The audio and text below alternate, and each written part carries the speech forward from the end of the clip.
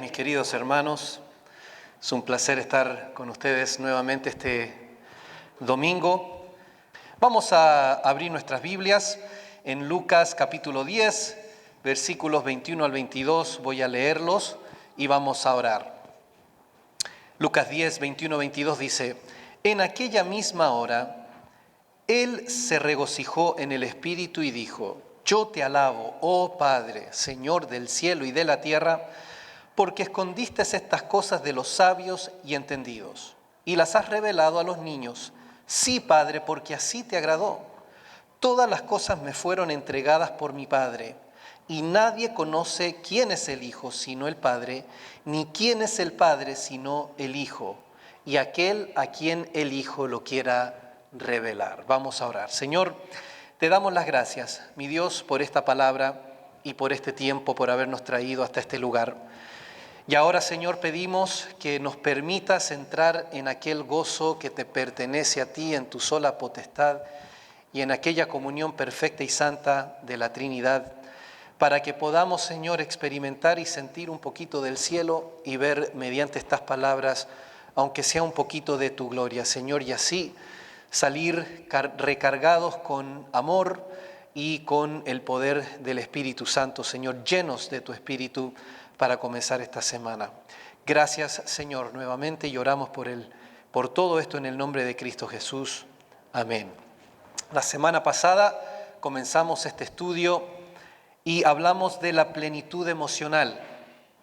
Dijimos que el Señor en este pasaje y en toda su vida manifiesta esa plenitud emocional, el balance perfecto entre las emociones y los sentimientos para revelarnos la belleza y la verdad de una vida perfecta. Y dijimos que el gozo del Señor es plenitud emocional porque permea todas las emociones poniéndolas en la perspectiva correcta y es el resultado del enfoque correcto. Y dijimos entonces cuál es precisamente el enfoque del Señor en este pasaje y dijimos que íbamos a abordar eso hoy día. El tema de esta exposición es el gozo de Cristo y hoy día vamos a analizar la trascendencia del gozo o un gozo trascendente. Y vamos a empezar hablando de este tema del gozo. Y quiero comenzar compartiendo con ustedes lo que un escritor inglés muy conocido, y para aquellos de nosotros que hemos sido expuestos a sus escritos, muy pero muy querido y muy importante porque tiene la capacidad de decir cosas con una claridad y una economía de palabras verdaderamente increíble. Les recomiendo que lean sus escritos, estoy hablando de C.S. Lewis, y él define el gozo de esta forma: la fragancia de una flor que aún no hemos hallado, el eco de una melodía que aún no hemos oído, un anhelo insatisfecho, pero más deseable que cualquier satisfacción. Él escribe un libro, Surprised by Joy, sorprendido por el gozo, donde él recuenta su conversión. Es algo autobiográfico el libro, pero en efecto lo que él está hablando es de aquella realidad que lo marcó desde mucho antes de conocer al Señor y que él entendió como aquel rayito del cielo que el Señor usó para ir trayéndolo hacia él. Para Lewis, el gozo es lo que el alma experimenta tras un encuentro con lo trascendente, ¿ok? Ya sea tras el arte o la literatura, como fue en el caso de C.S. Lewis. Él, al meterse en el mundo de la mitología nórdica, típica de los países de Inglaterra y de esa parte de Europa, el hombre quedó enamorado porque su imaginación floreció al contar o al leer todas estas historias. Algo que pasa muy comúnmente hoy en día quizás con las películas. No leemos mucho, pero sí vemos muchas películas y hay todo un universo de superhéroes. Irónicamente, estos superhéroes tienen el nombre de los dioses de aquel entonces, como Thor, ¿verdad? Y bueno, la imaginación se nos eleva, ¿no?, con ver estas películas y estas historias de grandes epopeyas, ¿verdad? Y entonces, para Lewis, el gozo es aquello que el alma experimenta cuando uno tiene un encuentro con lo trascendente, ya sea a través del arte, como dijimos, la literatura o el amor, una relación en particular. El problema, sin embargo, ocurre cuando uno confunde el gozo como un fin en sí mismo, o cuando uno confunde aquello que es portador del gozo como la fuente del gozo. Les voy a dar un ejemplo al cual que es parte de mi experiencia y mi testimonio, ¿no?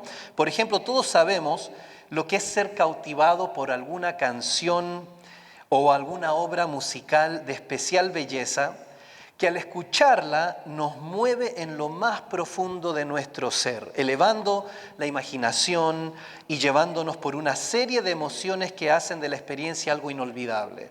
Yo recuerdo cuando de muy niño tuve dicha experiencia con una canción en particular. No era cristiana la canción porque no me crié en el Evangelio, y aunque sí me criaron católico, no fuimos practicantes, así que era una canción secular, una canción muy conocida para los que conocen de ese género del rock en español. Pero recuerdo que la experiencia fue algo muy similar a una especie de enamoramiento, donde no podía cansarme de escuchar la canción una y otra vez. Y cada vez que la escuchaba, sentía y escuchaba diferentes instrumentos y lo que hacían sin conocer de música, por lo menos en teoría. Lo único que recuerdo es que quedé completamente cautivado por esa canción y subsecuentemente por el grupo que tocaba esa canción, ¿verdad? Y después, a lo largo de la vida, hubieron muchas canciones que fueron cumpliendo esa misma función. Un género diferente, algo totalmente ajeno a lo que uno está acostumbrado, que de repente despierta de nuevo esa imaginación en uno, ¿verdad? Y así puedes reemplazar la canción o la música con algún libro, con alguna actividad, por ejemplo, el ejercicio, con el deporte. Quizás, no sé si cuántos de nosotros hemos tenido la experiencia de ir al estadio de fútbol a ver un partido grande de fútbol. Es una experiencia inolvidable también, algo que nos conecta con lo trascendente y, por supuesto, con el amor.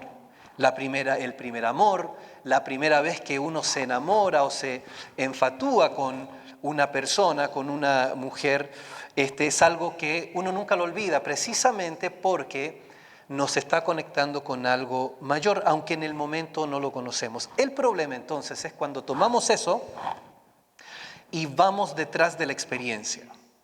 Porque lo que termina pasando es que ya sea la canción, el libro o una persona, se convierte en una droga, en un narcótico, algo que vamos en busca una y otra vez para sentirnos más bien, ¿verdad? Para quizás olvidar todos los problemas que tenemos, una forma de escapismo, ¿verdad? Que eso es lo que hace la droga, el alcohol también.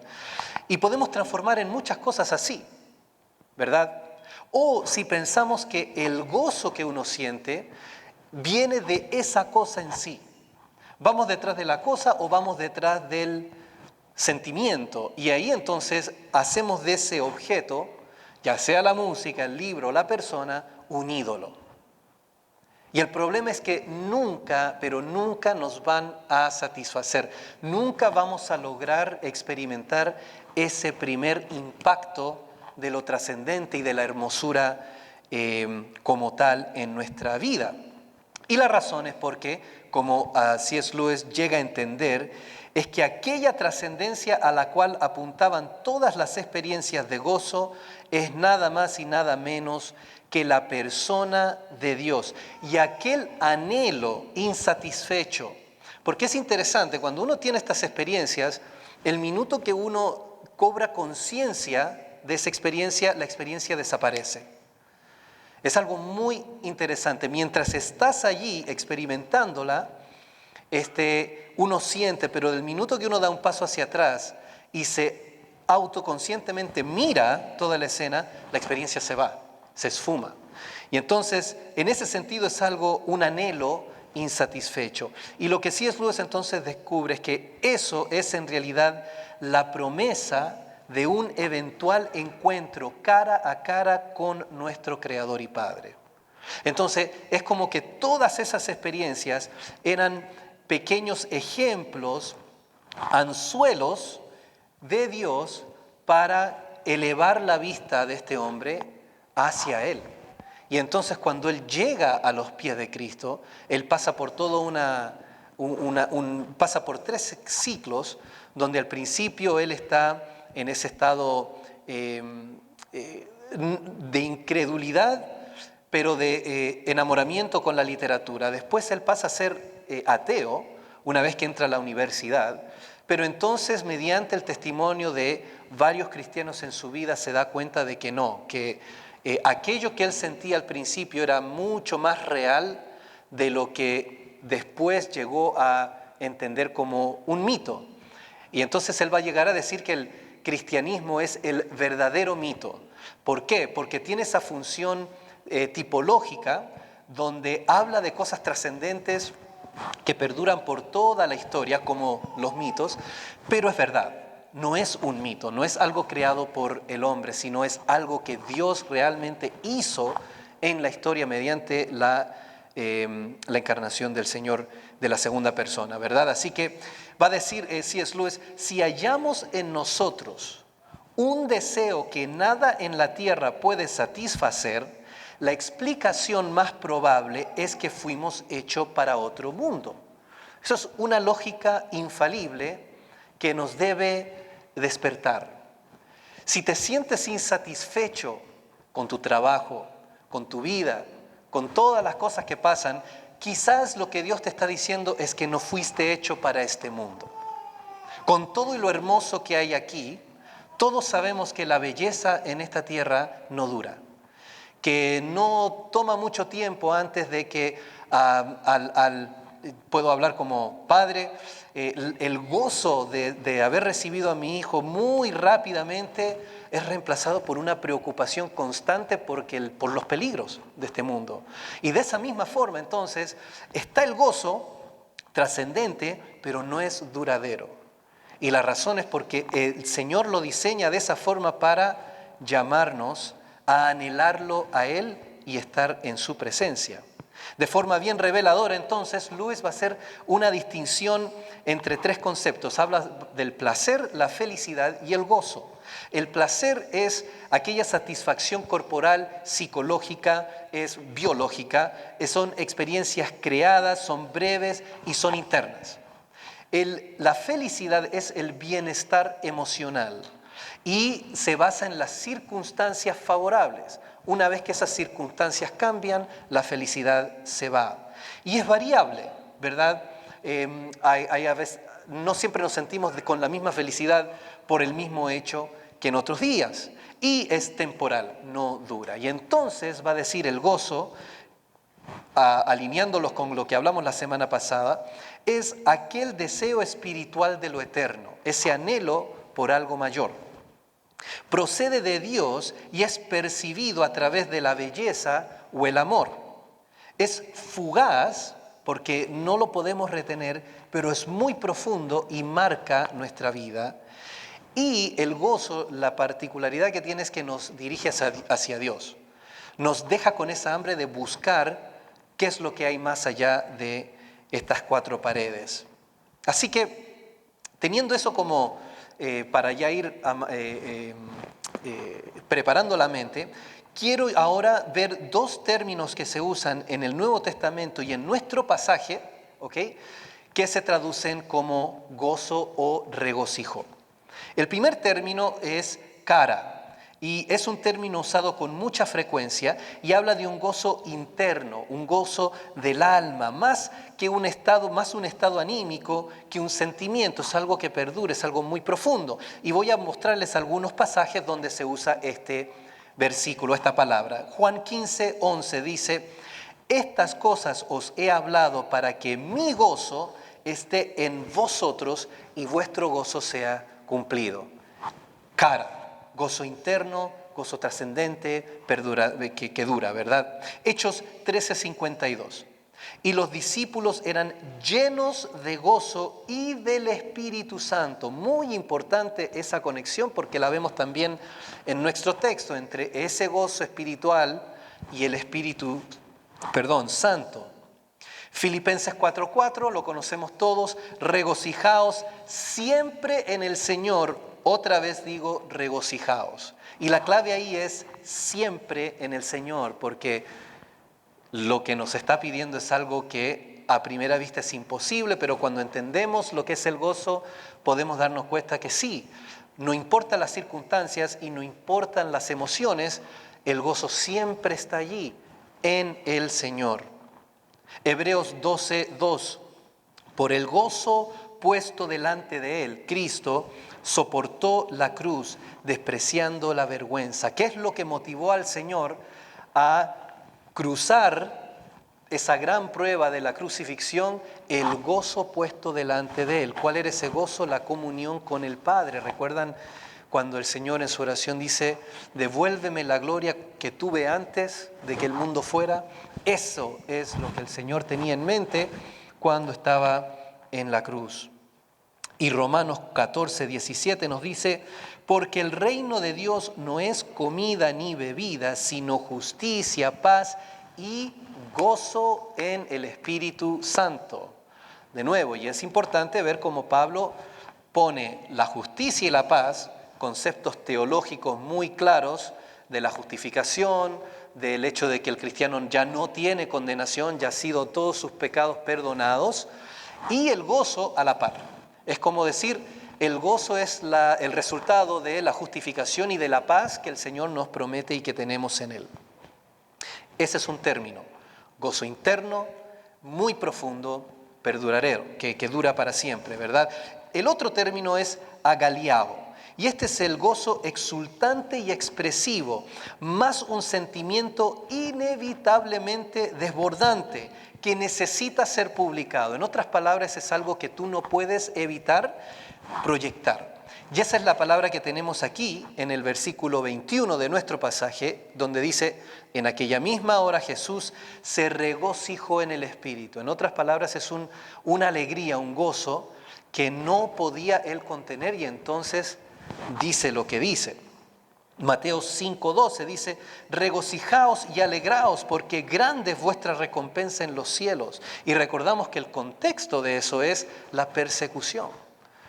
Bienaventurados son los que son perseguidos por mi nombre. Y entonces va a decir, regocijaos por la persecución, ¿verdad? Precisamente porque grande es vuestra recompensa en los cielos. Y vemos de nuevo cómo el gozo espiritual tiene la mirada clavada en el cielo, en la persona de Dios, en el tesoro que está allá, en la recompensa. No está los ojos clavados acá.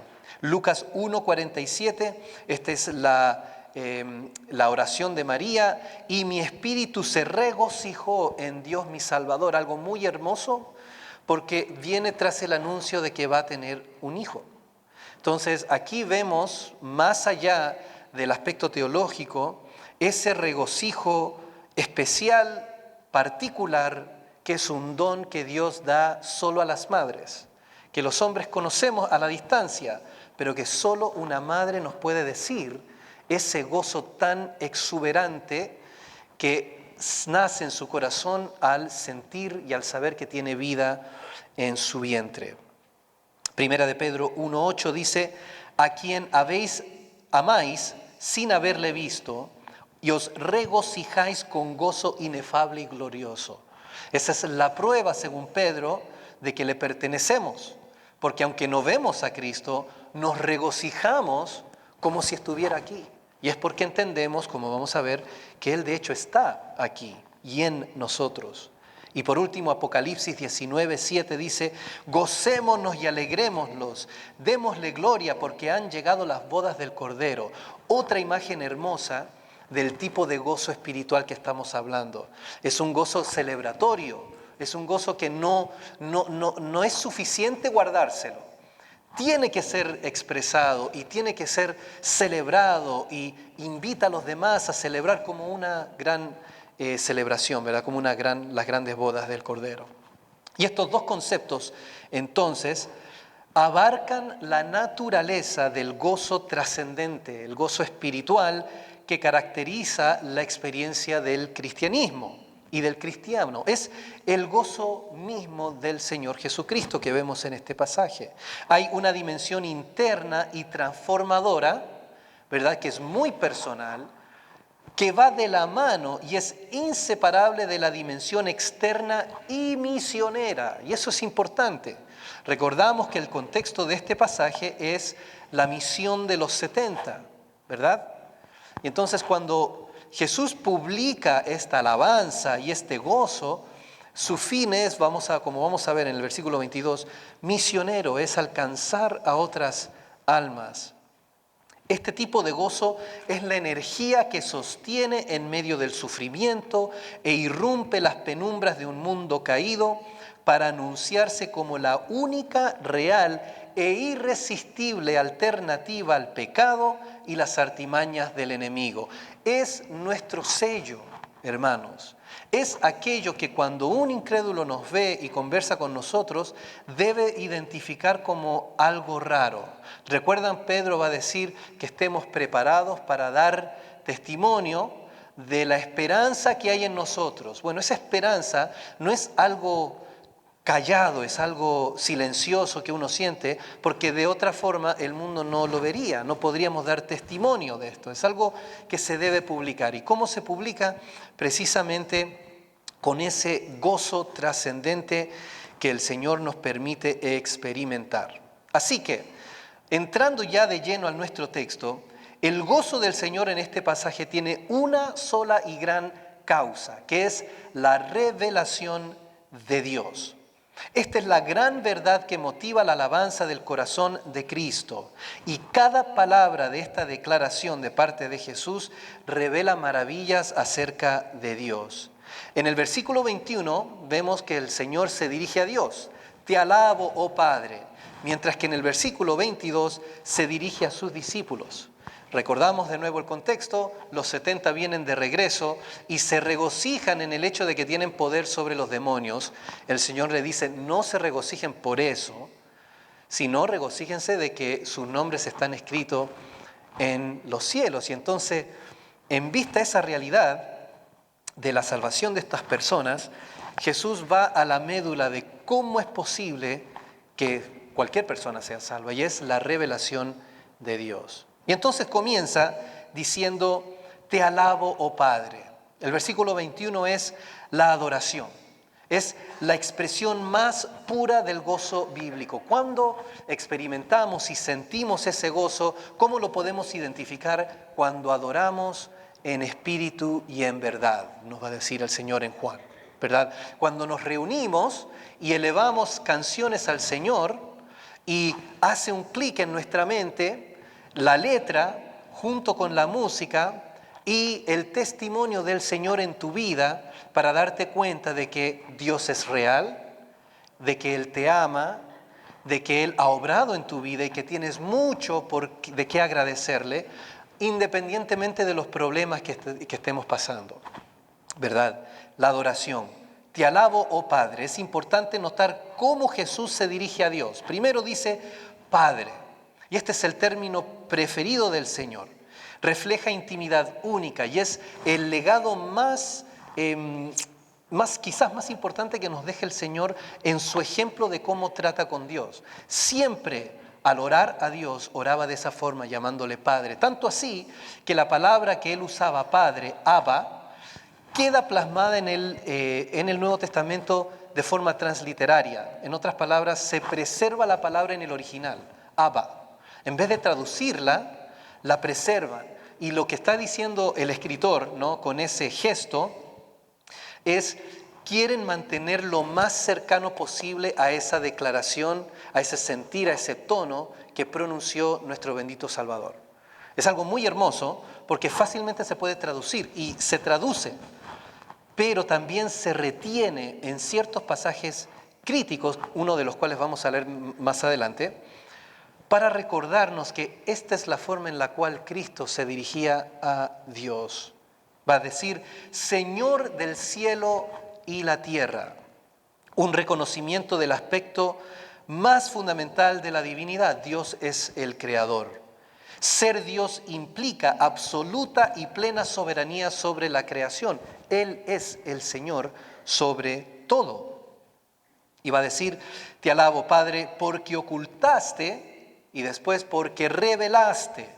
Y esas palabras son interesantes y una de ellas es muy conocida.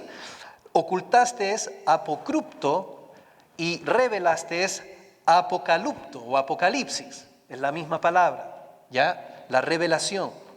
Y aquella soberanía entonces, por la cual Jesús adora al Señor, al Padre, se manifiesta en que Él y solo Él determina no solo revelar la verdad de su persona, sino también ocultarla. Y ahí es donde de inmediatamente quizás nos sentimos un poquito incómodos porque decimos, ¿cómo es posible que Dios oculte? Es lo que dice el texto y apunta a algo mucho más importante. El tiempo verbal es el puntiliar y entonces nos lleva no a algo continuo, sino más bien algo que pasó en el pasado, que tiene un punto específico en el tiempo, pero que tiene consecuencias para siempre. Y entonces se nos está apuntando a aquel decreto eterno, trinitario de la elección. Sin decir elección, a eso se refiere, porque es Dios quien tiene la prerrogativa en última instancia de revelar o de esconder, de no revelar la verdad. Más allá es un hecho universal. Es un hecho concreto e indiscutible, es un indicativo, no es una sugerencia, no es algo para discutir. Es así, es un hecho. Todo lo que el hombre sabe y todo lo que no sabe lo determina en última instancia Dios, no lo determina el hombre. La revelación entonces es determinante y no la voluntad humana. Y notamos que en este pasaje, como en muchos otros, no figura la fe ni nada por el estilo. Porque no está hablando de eso, está hablando de la gran realidad de que Dios es soberano y que toda la experiencia humana, lo que conoce y lo que no conoce, depende en última instancia del decreto divino. La voluntad es secundaria a la revelación. Y entonces va a decir, porque ocultaste, ¿verdad?, estas cosas de los sabios y entendidos, y las has revelado a los niños. Los sabios, entendidos, y por otro lado los niños. Y aquí hay una paradoja que el Señor presenta. Los sabios e inteligentes o entendidos, en realidad, son aquellos que rechazan a Jesús. Mientras que los niños, siempre, una y otra vez, representan no al pobre y al menesteroso, como generalmente la línea católica romana siempre lo determina de esa forma, lo interpreta de esa forma, pero es un error. Está hablando de sus discípulos, de las personas que conocen al Señor, no simplemente del pobre o del menesteroso. Los que se supone que saben, los sabios e inteligentes, no saben nada, mientras que los ignorantes, porque pocas cosas son más ignorantes que un niño, poseen el verdadero conocimiento, ¿verdad? Y entonces apunta esto al carácter de Dios como salvador de los humildes, como el enemigo de los soberbios. Y hay un par de pasajes que me gustaría ver, por ejemplo, Isaías 29:14, porque esto viene no simplemente aquí en el Nuevo Testamento, pero es algo que ya se viene repitiendo desde el Antiguo. Isaías 29:14 dice: por tanto, he aquí que nuevamente excitaré yo la admiración de este pueblo con un prodigio grande y espantoso, porque perecerá la sabiduría de sus sabios y se desvanecerá la inteligencia de sus entendidos. En otras palabras, Dios va a humillar a aquellos que creen ser algo y no lo son. Y Pablo entonces en 1 Corintios 1, 27 al 29 nos va a decir algo muy importante de recordar continuamente. 1 Corintios 1, 27 al 29 dice, 26, pues mirad, hermanos, vuestra vocación, que no sois muchos sabios según la carne, ni muchos poderosos, ni muchos nobles, sino que lo necio del mundo escogió Dios para avergonzar a los sabios, y lo débil del mundo escogió Dios, y fíjense el énfasis, ¿no? Escogió Dios para avergonzar lo fuerte. Y lo vil del mundo y lo menospreciado escogió Dios, y lo que no es para deshacer lo que es, a fin de que nadie se jacte en su presencia. Así que hay una paradoja. El mundo ordena las cosas de cierta forma y determina o identifica a un grupo como los sabios, los inteligentes, y a otro como los ignorantes y los débiles. Pero Dios da vuelta todo, y para Él los humildes son los que saben, y la razón es porque Él en su sola potestad escoge rechazar y se pone en tono de enemistad con el soberbio, precisamente para enseñarle a ser humilde. Y entonces va a terminar el Señor diciendo, porque así, volviendo a nuestro pasaje, fue de tu agrado, ¿verdad? Porque así te agradó. Y aquí entonces vemos algo verdaderamente hermoso, porque no simplemente nos está diciendo todo esto, sino que nos apunta nuevamente a aquel decreto eterno de Dios en la elección, que es la manifestación más clara y contundente de su divinidad. Así te agradó. Es un asunto netamente de la voluntad divina, es su completa libertad y autodeterminación para actuar sin compulsión ni influencia alguna de parte de nadie fuera de sí mismo. Eso es ser Dios. La criatura no. Todas nuestras decisiones y todo lo que nosotros hacemos y vivimos depende de otro. Depende de Dios, depende de los demás, depende de la cultura, de nuestro contexto, de lo que sabemos, de lo que no sabemos, de lo que podemos y no podemos hacer. 1000 contingencias que determinan lo que hacemos. Dios no. Dios es el único ser absolutamente libre que no admite contingencia alguna para influenciar sus decisiones. Él hace las cosas según el puro afecto de su voluntad. Efesios 1, para ir afirmando esta idea, nos va a decir versículos 5 y 11, ¿verdad? En amor, habiéndonos predestinado para ser adoptados hijos suyos por medio de Jesucristo, según el puro afecto de su voluntad. Aquí no hay fe que valga, aquí no hay nada más, solo su voluntad. Y versículo 11, en él asimismo tuvimos herencia, habiendo sido predestinado conforme al propósito del que hace todas las cosas, según el designio de su voluntad.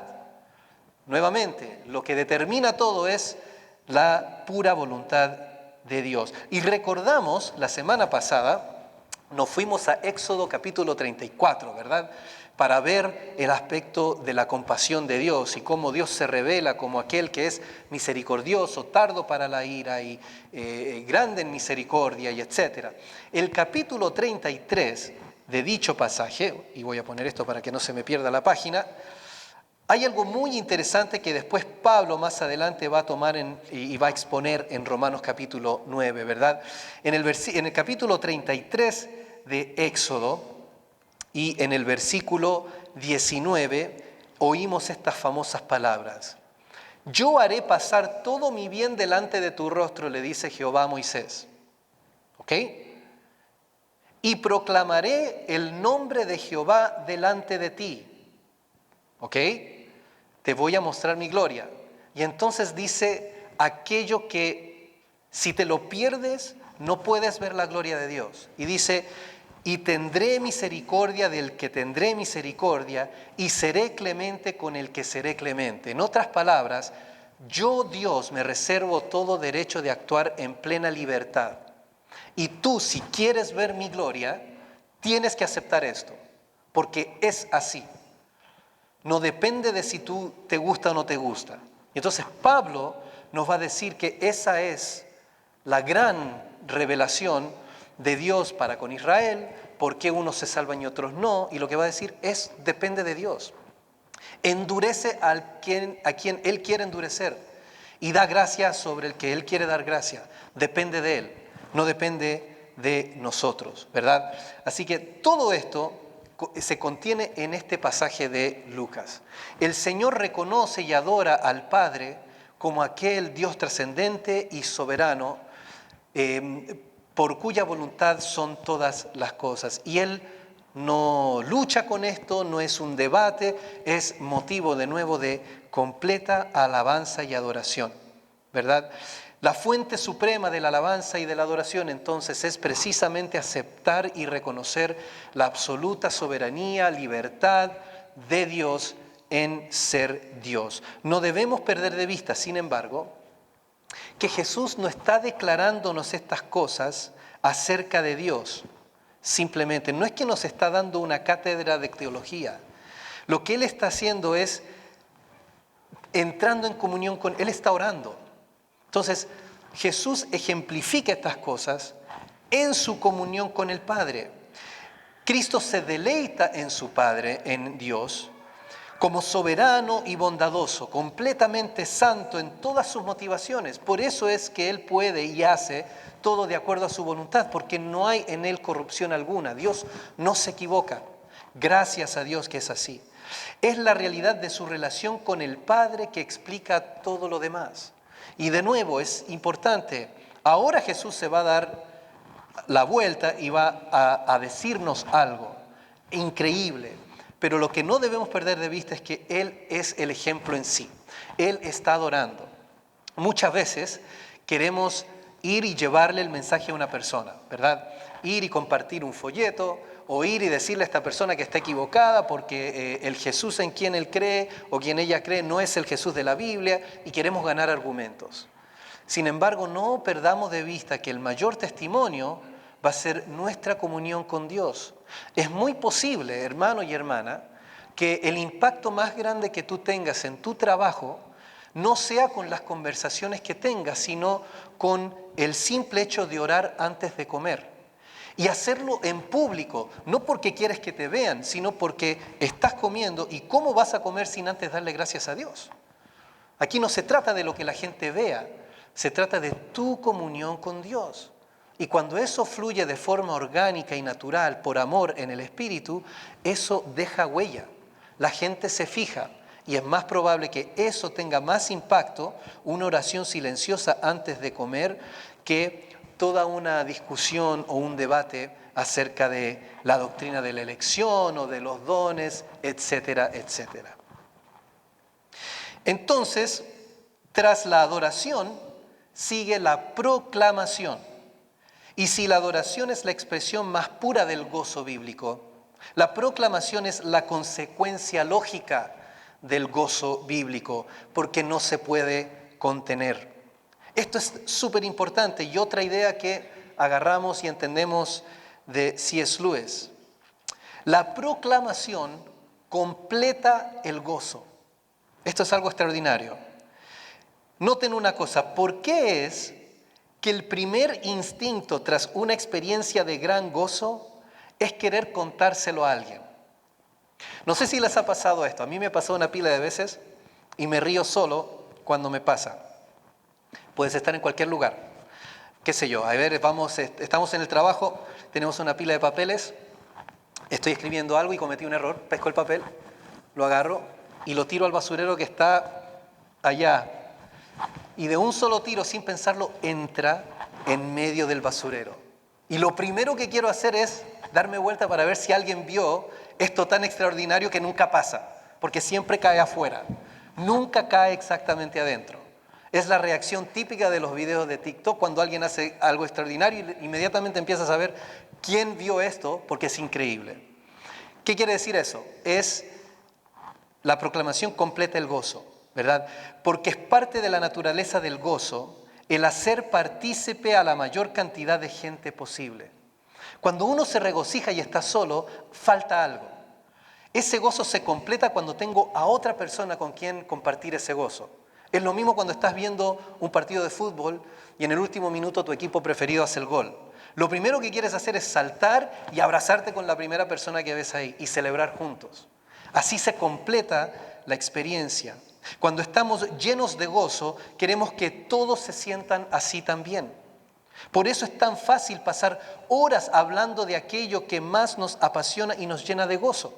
Uno puede hablar horas de lo que más le gusta, porque quiere que esa persona a quien tú le estás hablando sienta lo mismo que tú sientes, esa misma pasión.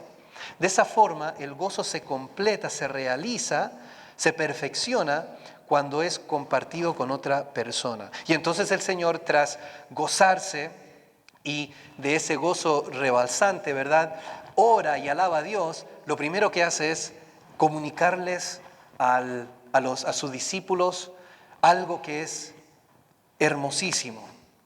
Y dice, lo primero que dice, todas las cosas me han sido entregadas por mi Padre. Ahora piensen en algo, ¿no? Porque le acabo de decir, te alabo, Señor del cielo y de la tierra. Señor del cielo y de la tierra. Ese es el Padre. Y ahora dice, todas las cosas que le pertenecen al Padre me han sido por Él dadas. En otras palabras, yo soy el Señor del cielo y de la tierra, porque es lo mismo, ¿verdad?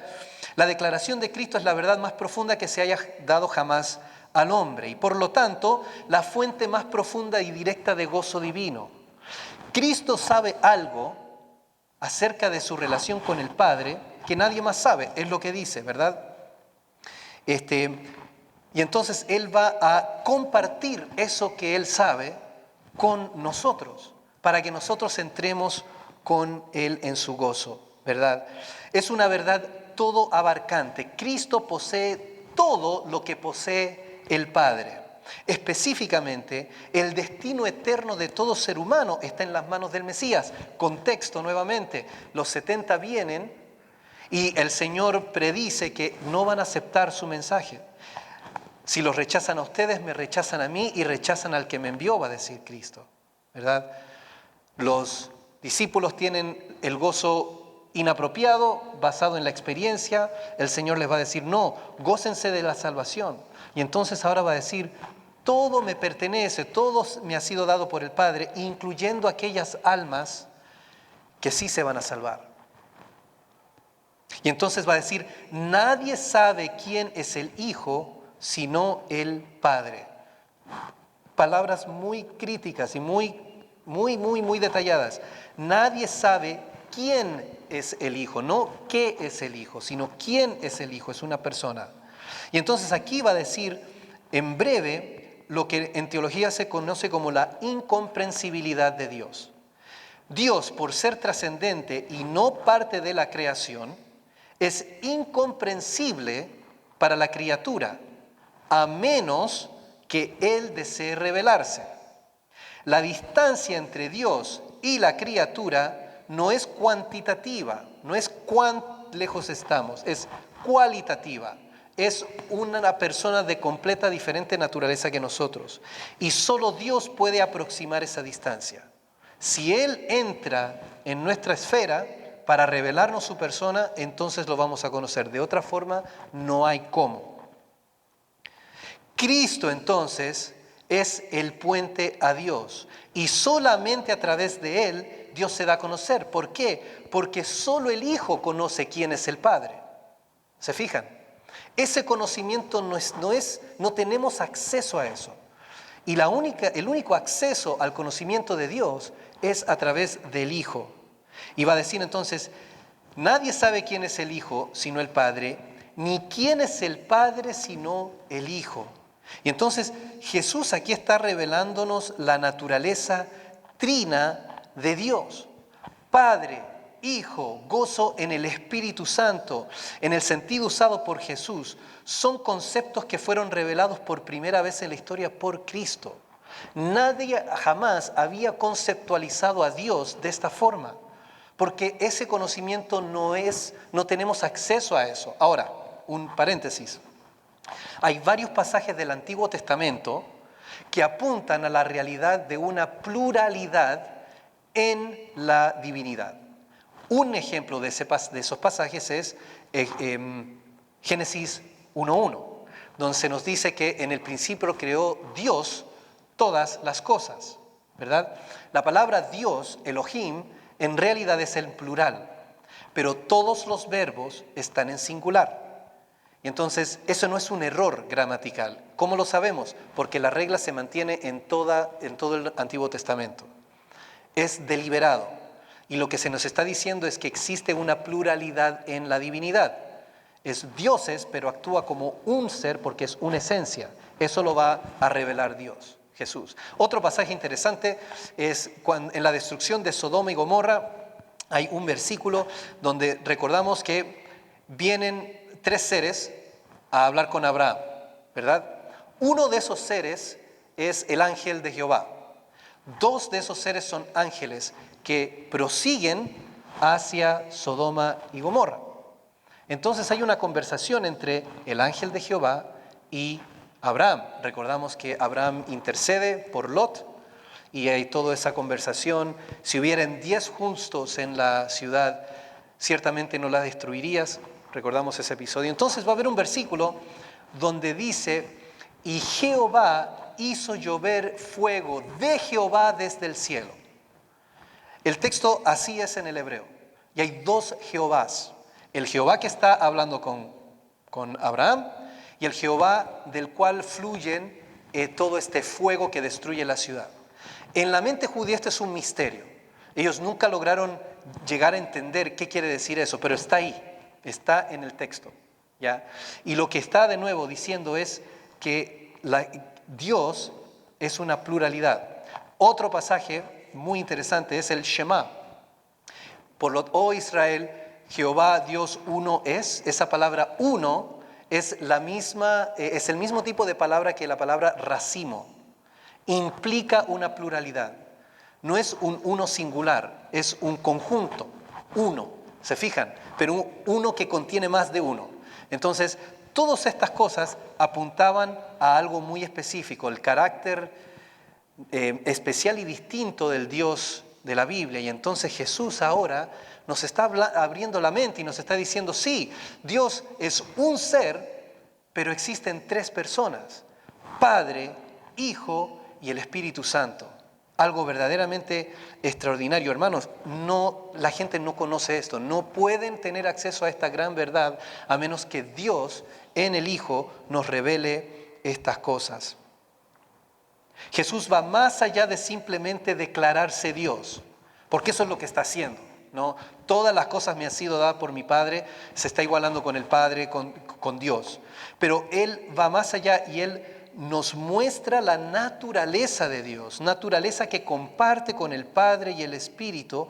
Y esto es lo que los fariseos nunca lograron entender y por eso lo terminan matando. Porque en su mente, tú siendo hombre te haces Dios. Y lo que está diciendo Jesús, no, yo soy Dios y les estoy diciendo quién es Dios. Les estoy explicando algo inexplicable, algo incomprensible, que Dios es un ser, un solo Dios, existente en 3 personas. Y entonces va a decir, ni quién es el Padre sino el Hijo y aquel a quien el Hijo lo quiera revelar. El conocimiento del Padre es inaccesible al hombre. Y aquí la pregunta que nos debemos hacer es, ¿reconoces que si conoces a Dios como Padre es solo porque Jesús te lo reveló? No es algo que descubriste tú, es algo que Dios te dio, es un don.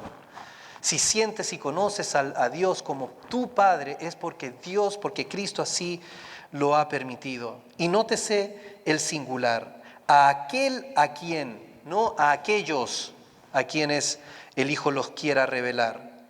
El Hijo revela al Padre a individuos, es decir, Él introduce a individuos, ¿verdad?, en una relación filial con Dios. De nuevo, no es que Él te está dando información, es que Él en su persona y en su unión contigo te trae ya como hijo delante del Padre. Eres hijo en Él. Esto es la adopción que leímos en Efesios. No se trata de informar acerca de Dios, sino de hacerte un hijo de Dios. Eso es revelar al Padre. No es simplemente decirte que existe un Padre, sino traerte en esa relación íntima con el Padre. Y esto se hace por medio del Espíritu, ¿verdad? Leemos en Romanos capítulo 8, unas palabras pero muy hermosas, del 14 al 17 dice así: porque todos los que son guiados por el Espíritu de Dios, Estos son hijos de Dios. Pues no habéis recibido otro espíritu de esclavitud para estar otra vez en temor. No debes temer a Dios, sino que habéis recibido el espíritu de adopción, por el cual clamamos, como lo hizo Cristo, Abba, Padre. El Espíritu mismo da testimonio a nuestro espíritu de que somos hijos de Dios. Y si hijos, también herederos, herederos de Dios y coherederos con Cristo, si es que padecemos juntamente con Él, para que juntamente con Él seamos glorificados. La gran y hermosa doctrina de la adopción. Vemos que toda la Trinidad está involucrada en hacer hijos de Dios, que es precisamente el lenguaje de Juan en el primer capítulo. Y entonces vemos como en el libro de Lucas hay varios pasajes donde se nos dice y se nos insta la obra del Espíritu Santo en la vida del Mesías. Por ejemplo, Lucas 4, versículo 1, va a decir así: Jesús, lleno del Espíritu Santo, volvió del Jordán y fue llevado por el Espíritu al desierto. Llenura del Espíritu y dirección por ese mismo Espíritu, ¿verdad? El versículo 14, y Jesús volvió en poder del Espíritu a Galilea y se difundió su fama por toda la tierra de alrededor. Y el versículo 18, esto va a decir Cristo, esto es lo que va a anunciar en la sinagoga: el Espíritu del Señor está sobre mí, por cuanto me ha ungido para dar buenas nuevas a los pobres. Me ha enviado a sanar a los quebrantados de corazón, a pregonar libertad a los cautivos y vista a los ciegos, a poner libertad a los oprimidos, a predicar el año agradable del Señor. Y va a decir: hoy se ha cumplido esta escritura delante de vosotros. Vemos cómo es inseparable la obra del Espíritu en el ministerio de Jesús. Todo lo que Él hizo fue por el Espíritu y en el Espíritu, ¿verdad? Y de esa forma entonces nos está de nuevo revelando un aspecto de la divinidad que no conocíamos antes, que Dios es Padre, Hijo y Espíritu Santo. En su encarnación el Hijo se sometió completamente a la dirección, influencia y control del Espíritu Santo en obediencia al Padre. Así, Cristo revela en su propio testimonio lo que significa tener a Dios como Padre, siendo el modelo perfecto para todos los hijos de Dios por adopción. De igual forma que Él fue dirigido, lleno y guiado por el Espíritu, así también todos los que somos hijos de Dios. Entonces, el Hijo nos va a decir en este pasaje: posee y es Señor del cielo y de la tierra igual que el Padre. El Hijo posee el mismo conocimiento que el Padre, porque nadie conoce quién es el Padre ni el Hijo, pero ellos sí se conocen entre ellos. Y el Hijo tiene el mismo conocimiento que tiene el Padre. El Hijo tiene la misma potestad para revelar a Dios, igual que el Padre. El Padre revela estas cosas a los niños y no a los soberbios, y ahí dice que el Hijo revela al Padre a quien Él quiere. Es el mismo poder. Y por último, el Hijo posee la prerrogativa divina, la voluntad en sí mismo para revelar igual que el Padre. Entonces, en todo eso lo que Cristo está diciendo es: yo soy Dios. Y cuando tú descubres eso y entiendes eso, es que al igual que Tomás, caemos de rodilla y decimos: mi Señor y mi Dios. Y adoras y entras en ese gozo espiritual, sublime, trascendente, que le pertenece a la mismísima Santísima Trinidad. Concluyo con estas cosas. El gozo trascendente que persevera en medio del sufrimiento y regula la vida emocional del creyente es el mismo gozo existente en la Divina Trinidad. El amor de Dios, que es amor, es el amor que nosotros hoy experimentamos cuando estas cosas se nos son reveladas. Y ese gozo exuberante que manifiesta Cristo es el mismo gozo que debe estar en nosotros porque vemos estas cosas. Por eso es que Pablo va a decir: regocijaos siempre, porque de igual forma que Dios nunca cambia y que nuestro conocimiento, una vez que has experimentado esto y lo has conocido, nadie te lo puede robar, asimismo el gozo continúa. Nadie te puede quitar este gozo. Y el enemigo en sus artimañas lo que busca hacer es distraerte de esta gran y hermosa realidad de tu adopción, del amor del Padre hacia ti, del amor del Hijo que dio su vida por ti y del amor del Espíritu que toma morada en ti para guiarnos, para redarguirnos, que se entristece cada vez que nosotros pecamos, que nos guía, que nos dirige, que nos corrige, que nos llama a la adoración, que nos muestra una y otra vez al Hijo. Él nos quiere distraer de todo eso. Cuando nosotros nos dejamos ser distraídos es que perdemos ese gozo por un momento. No lo podemos perder, lo perdemos de vista y en medio están los problemas. Pero detrás de todo eso siempre va a estar aquel gozo y tú tienes acceso a ese gozo cuando tú quieras, simplemente cerrando tus ojos y dándole gracias a Dios por quien Él es y por haberte hecho hijo suyo. Y entonces, en el pasaje de Mateo de este versículo, Jesús va a decir, venid a mí todos. Inmediatamente después de esto, ¿verdad? Dice, nadie conoce al Padre sino el Hijo, ni al Padre conoce a alguno sino el Hijo, y aquel a quien el Hijo lo quiera revelar, inmediatamente después va a decir, venid a mí. Es casi diciendo, por lo tanto, como yo soy el único que tiene este conocimiento, vengan, invita a todos a recibir este conocimiento. Venid a mí todos los que estáis trabajados y cargados, y yo os haré descansar.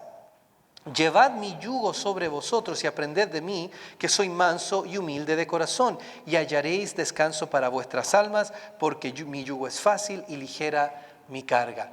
Entremos en este gozo. El Señor nos invita a todos y cada uno de nosotros, a todo aquel que le oye, a entrar en el gozoso amor de Dios en su espíritu. ¿Por qué vas a rechazar esta invitación? ¿Acaso son tan buenos o lo estamos pasando tan bien acá que no nos interesa el cielo y este llamado a un gozo trascendente? No, recibe ahora el Evangelio y el mensaje del amor y el gozo eterno, sublime y trascendente que le pertenece a Dios y que Él en su Hijo te está abriendo la puerta para que tú puedas entrar en Él. Quiera Dios, hermano, hermana, amigo y amiga, que el Señor toque tu corazón y puedas ver por primera vez que Dios no es simplemente el creador, que Él no es simplemente el rey y el gobernador de todas las cosas, que Él no es simplemente aquel que sustenta a todos, porque hace llover sobre justos e injustos, no es simplemente aquel que nos da la ley y que nos dice lo bueno y lo malo, no es simplemente aquel Dios que nos salva, es nuestro Padre. Él nos salva como Padre, Él provee como Padre, Él ama como Padre y Él nos llama como Padre a andar como es digno de lo que somos, hijos de Dios. Quiera Dios que podamos entender estas cosas y alabar a nuestro Señor de igual forma que Cristo adoró al Padre. Vamos a orar. Señor, gracias por este tiempo nuevamente, Padre Santo, y gracias por haber entrado en nuestras vidas, mi Dios, un día y habernos mostrado la belleza de tu paternidad, Señor. Gracias, Señor Jesús, Hijo eterno, coigual y coexistente con el Padre, porque en tu sola potestad y en ese amor eterno decidiste dar tu vida, Señor, por nosotros, llevando sobre ti nuestra culpa y nuestras cargas, llevando sobre ti nuestra maldad y nuestras heridas, Señor, para ser nosotros sanados y ser presentados al Padre como aquella esposa pura y santa. Y gracias, Espíritu, por haber entrado en nosotros, haber hecho morada, por guiarnos, Señor, por habernos inspirado esta palabra, Señor, en la cual ahora nosotros andamos. Y Padre, porque nunca nos dejas sin tu Espíritu para poder nosotros entonces andar correctamente. Y Padre, gracias porque nos llamas cuando tropezamos de regreso a casa. Ayúdanos, Señor, que en esta semana podamos todos juntos poder practicar esto, mi Dios, y poder entrar en este gozo. Tú conoces nuestras circunstancias y nuestro dolor y el sufrimiento que todos encaramos de una u otra forma en distintos grados, pero sabemos hoy, Señor, y hemos aprendido que todo eso es simplemente para alzar más el anticipo, Señor, de aquel encuentro que vamos a tener contigo en tu presencia cuando te vamos a ver cara a cara y podremos con lágrimas en los ojos adorarte postrados delante de tu gloria. Oramos en el nombre de Cristo Jesús. Amén.